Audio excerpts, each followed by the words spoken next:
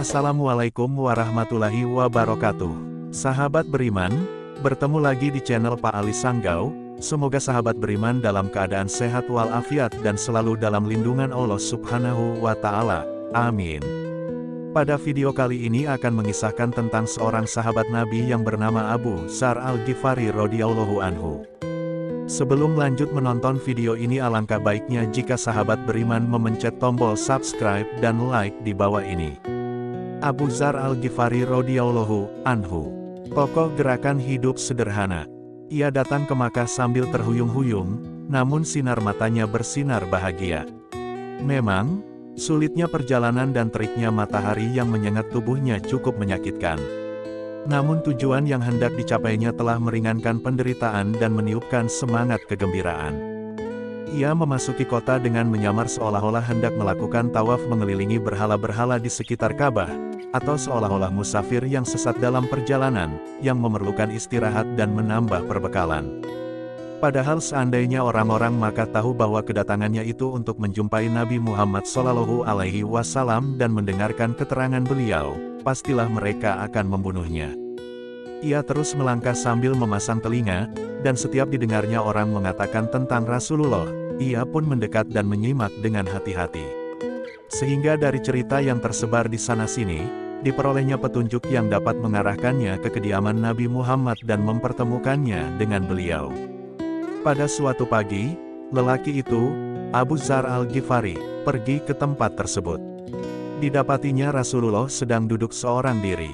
Ia mendekat kemudian menyapa, "Selamat pagi, wahai kawan sebangsa." "Waalaikumsalam, wahai sahabat," jawab Rasulullah. "Bacakanlah kepadaku hasil gubahan Anda." "Ia bukan syair hingga dapat digubah, tetapi Al-Quran yang mulia," kata Rasulullah, kemudian membacakan wahyu Allah Subhanahu wa Ta'ala.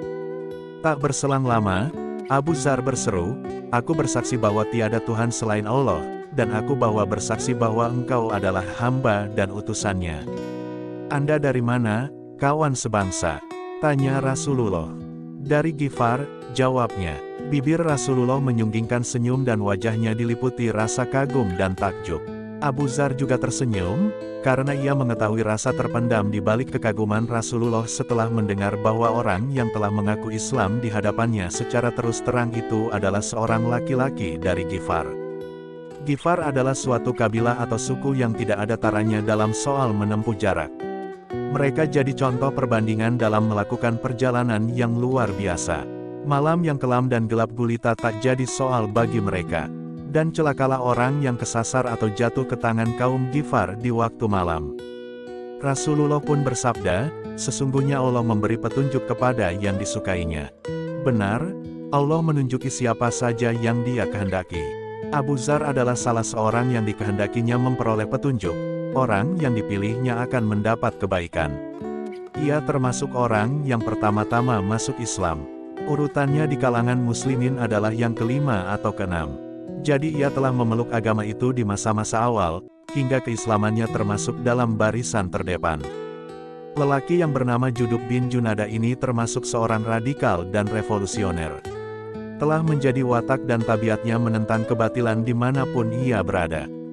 Dan kini kebatilan itu nampak di hadapannya, berhala-berhala yang disembah oleh para pemujanya, orang-orang yang merendahkan kepala dan akal mereka. Baru saja masuk Islam, ia sudah mengajukan pertanyaan kepada Rasulullah. "Wahai Rasulullah, apa yang sebaiknya saya kerjakan menurut Anda?" "Kembalilah kepada kaummu sampai ada perintahku nanti," jawab Rasulullah. "Demi Tuhan yang menguasai jiwaku," kata Abu Dzar, "saya takkan kembali sebelum meneriakkan Islam di depan Ka'bah." Ia pun menuju haram dan menyerukan syahadat dengan suara lantang. Akibatnya, ia dipukuli dan disiksa oleh orang-orang musyrik yang tengah berkumpul di sana. Rasulullah kembali menyuruhnya pulang dan menemui keluarganya. Ia pun pulang ke Bani Ghifar dan mengajak sanak kerabatnya memeluk agama baru ini. Ketika Rasulullah dan kaum muslimin telah berhijrah ke Madinah dan menetap di sana, pada suatu hari, barisan panjang yang terdiri atas para pengendara dan pejalan kaki menuju pinggiran kota.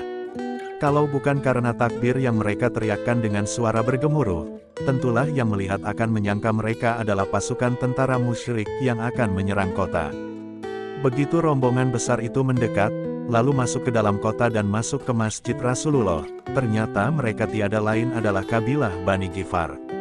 Semuanya telah masuk Islam tanpa kecuali, laki-laki, perempuan, orang tua, remaja dan anak-anak. Rasulullah semakin takjub dan kagum. Beliau bersabda, takkan pernah lagi dijumpai di bawah langit ini, orang yang lebih benar ucapannya dari Abu Dzar.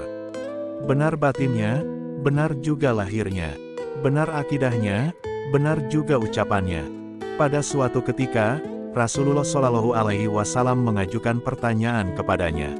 Wahai Abu Dzar, bagaimana pendapatmu bila menjumpai para pembesar yang mengambil upeti untuk diri mereka?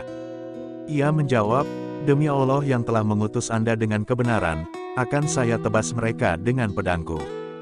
Maukah kau kutunjukkan jalan yang lebih baik dari itu? Bersabarlah hingga kau menemuiku. Abu Dzar akan selalu ingat wasiat guru dan Rasul ini. Ia tidak akan menggunakan ketajaman pedang terhadap para pembesar yang mengambil kekayaan dari harta rakyat sebagaimana ancamannya dulu. Namun ia juga tidak akan bungkam atau berdiam diri mengetahui kesesatan mereka. Ketika kepemimpinan Rasulullah dan para Khulafaur Rasyidin telah berlalu, dan godaan harta mulai menjangkiti para pembesar dan penguasa Islam, Abu Dzar turun tangan. Ia pergi ke pusat-pusat kekuasaan dan gudang harta, dengan lisannya yang tajam dan benar untuk merubah sikap dan mental mereka satu persatu. Dalam beberapa hari saja tak ubahnya ia telah menjadi panji-panji yang di bawahnya bernaung rakyat banyak dan golongan pekerja, bahkan sampai di negeri jauh yang penduduknya pun belum pernah melihatnya. Nama Abu Dzar bagaikan terbang ke sana, dan tak satu pun daerah yang dilaluinya, bahkan walaupun baru namanya yang sampai ke sana, sudah menimbulkan rasa takut dan ngeri pihak penguasa dan golongan berharta yang berlaku curang. Penggerak hidup sederhana ini selalu mengulang-ulang pesannya, dan bahkan diulang-ulang juga oleh para pengikutnya, seolah lagu perjuangan. Beritakanlah kepada para penumpuk harta, yang menumpuk emas dan perak. Mereka akan disetrika dengan setrika api neraka, menyetrika kening dan pinggang mereka di hari kiamat. Abu Dzar telah mencurahkan segala tenaga dan kemampuannya untuk melakukan perlawanan secara damai dan menjauhkan diri dari segala kehidupan dunia. Ia menjadi maha guru dalam seni menghindarkan diri dari godaan jabatan dan harta kekayaan. Abu Dzar mengakhiri hidupnya di tempat sunyi bernama Rabazah, pinggiran Madinah. Ketika menghadapi sakaratul maut, istrinya menangis di sisinya. Ia bertanya, "Apa yang kau tangiskan, padahal maut itu pasti datang?" Istrinya menjawab, "Karena engkau akan meninggal, padahal kita tidak mempunyai kain kafan untukmu."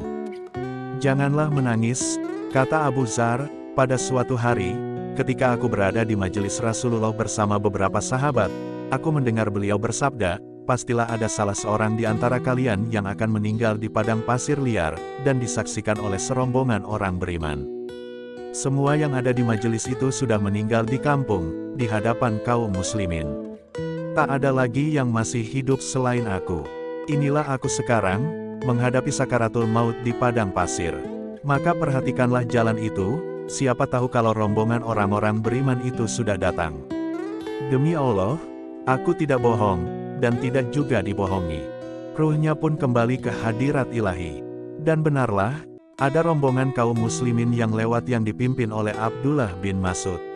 Sebelum sampai ke tujuan, Ibnu Mas'ud melihat sosok tubuh terbujur kaku, sedang di sisinya terdapat seorang wanita tua dan seorang anak kecil, kedua-duanya menangis. Ketika pandangan Ibnu Mas'ud jatuh ke mayat tersebut, tampaklah Abu Dzar Al-Ghifari. Air matanya mengucur deras. Di hadapan jenazah itu, Ibnu Mas'ud berkata, "Benarlah ucapan Rasulullah, Anda berjalan sendirian, mati sendirian, dan dibangkitkan kembali seorang diri." Wallahu alam bishawab. Semoga kita bisa meneladani beliau para sahabat Rasulullah Shallallahu Alaihi Wasallam. Terima kasih sudah menonton video ini, semoga video ini bermanfaat untuk sahabat beriman semua.